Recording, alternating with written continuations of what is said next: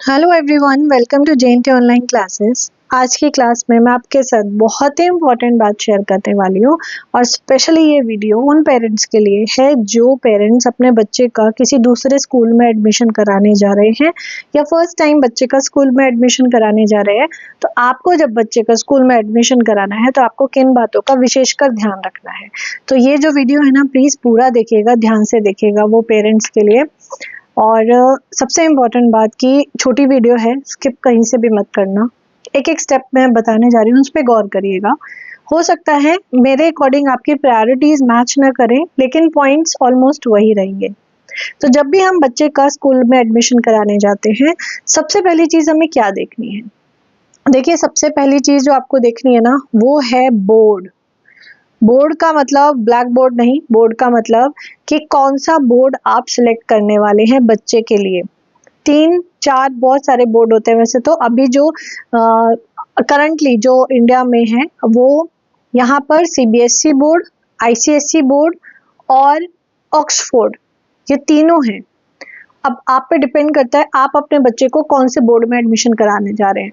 CBSE board जो easily बच्चे attempt कर लेते हैं, बहुत ज़्यादा डिफ़िकल्टी लेवल नहीं होता है। ICSE बोर्ड का डिफ़िकल्टी लेवल बढ़ जाता है।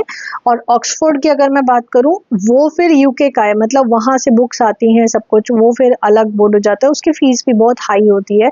तो ये सारे क्राइटेरिया आपको देखने पड़ते हैं। तो सबसे पहली चीज़ आपको बोर्ड देखना है कि उस स्कूल में बोर्ड कौन सा है। आपका कई बार होता है बच्चे का हम ICSE बोर्ड में एडमिशन करा देते हैं बिना सोचे समझे, और फिर रियलाइज़ होता है कि ये बोर्ड तो बहुत टफ है, बच्चा कवर नहीं कर पा रहा, तो हमें फिर स्कूल स्विच करना पड़ता है CBSE बोर्ड वाले में। तो इन चीज़ों का आपको विशेषकर ध्यान रखना है, सबसे पहली चीज़। दूसरी सबसे इम्पोर्टेंट बात है, आपको लग रहा होगा फीस की बात करूंगी, नहीं, सबसे इम्पोर्टेंट बात है डिस्टेंस। आपके घर से आपके बच्चे के स्कूल का डिस्टेंस कितना है, वो आपको देखना है। देखिए, डिस्टेंस बहुत मैटर करता है। कभी भी बच्चे को, हम कहते हैं ना हमारे बच्चे की लाइफ से बढ़ के तो कुछ नहीं है, तो इसीलिए कभी भी बच्चे को कोई दिक्कत हो, कोई समस्या हो गई है, उसकी तबीयत खराब हो गई है, या अचानक से, आजकल हम बहुत सारे ऐसे रूमर्स भी सुन लेते हैं कि अचानक से किसी ने थ्रेट फैला दिया है, बॉम्ब का थ्रेट हो गया है कुछ, तुरंत स्कूल से फ़ोन आता है कि बच्चों को लेके जाइए। तो ये सब चीज़ें भी हो जाती है। तो इसके लिए हमें प्रिपेयर रहना है कि सबसे पहली चीज़ है ना, हमको ये भी ध्यान रखना है कि हमारे बच्चे का स्कूल कितना दूर होना चाहिए। इतना डिस्टेंस पर हो कि आप within 5 to 10 minutes, max 15 minutes आप उसके पास पहुंच जाएं, जितना जल्दी हो सके आप उसके पास पहुंच सके। तीसरी चीज़ फिर आती है फीस। फीस भाई, सबका बजट अलग होता है, मंथली सैलरी होती है, कोई सैलरी बेस्ड पे काम करते हैं, किसी का बिजनेस होता है, तो उसके अकॉर्डिंग आप अपना मंथली बजट देखिए और उसके अकॉर्डिंग फीस देखिए। क्योंकि सिर्फ स्कूल की फीस मैटर नहीं करती है, स्कूल की फीस के साथ बहुत सारे ऐसे एक्सपेंसेस होते हैं जो स्कूल वाले अक्सर कुछ कुछ समय पे बताते रहते हैं। जितने भी थोड़े हायर लेवल स्कूल्स होते हैं और जो महंगे स्कूल्स होते हैं ना, उनमें ये चीज़ें कुछ चलती रहती हैं। कुछ कुछ समय पे आपको कुछ ना कुछ वो बताते रहते हैं कि इस चीज़ के पैसे जाएंगे, इस चीज़ के पैसे जाएंगे, फिर कन्वेंस का ऐड कर लीजिए, फिर बुक्स का ऐड कर लीजिए, फिर ड्रेस का ऐड कर लीजिए।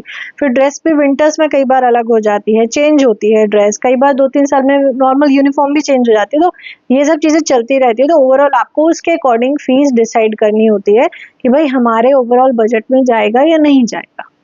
उसके बाद नेक्स्ट है बुक्स। कहीं से भी हो सके, अगर उस स्कूल में पढ़ने वाले बच्चे की बुक्स मिल जाए तो वो बुक्स एक बार टैली ज़रूर करिए। क्या हमारा बच्चा ये कवर कर पाएगा जिस तरह की बुक्स दी गई हैं। किसी जानकार से बात कर लीजिए, या कोई पहले का कोई टीचर हो या कोई ट्यूशन टीचर हो, उसको एक बार दिखा दीजिए, उससे बात कर लीजिए। तो इससे आपको पता रहेगा कि मेरा बच्चा कितना कवर कर सकता है।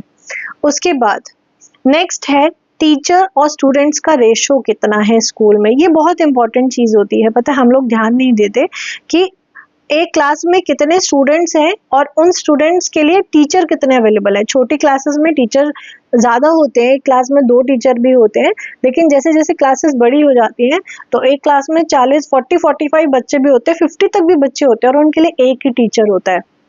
यहाँ पे बच्चे की क्वालिटी ऑफ एजुकेशन पे थोड़ा फर्क पड़ता है, क्योंकि देखिए सिंपल सी बात है, टीचर इतने सारे बच्चों पे एक साथ ध्यान नहीं दे सकता। तो ये भी चीज़ आपको ज़रूर देखनी है।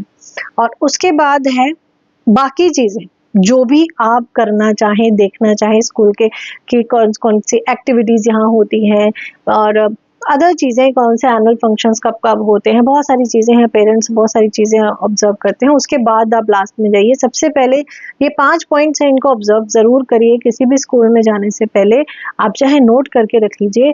ये 5 चीज़ें अगर आपने अच्छे से ऑब्जर्व कर ली तो आपको फिर 12th तक कोई प्रॉब्लम नहीं आएगी उस स्कूल में। उसके बाद कोई भी पेरेंट आपको मिल जाए जो जिनके बच्चे उस स्कूल में पढ़ते हो, उनसे एक बार बात ज़रूर करिए कि टीचर्स का बच्चों के साथ में एक रिलेशन कैसा है।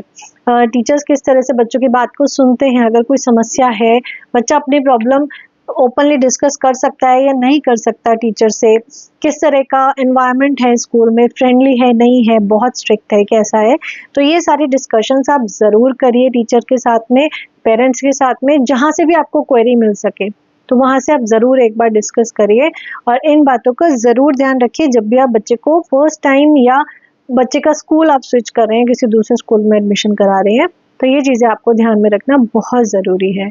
So hope you like this video. ये छोटी सी इन्फॉर्मेशन जो मैं आपके साथ शेयर करना चाहती थी, पसंद आए तो do like, share and subscribe. मिलती हूँ मैं आपसे नेक्स्ट वीडियो में। Till then good bye.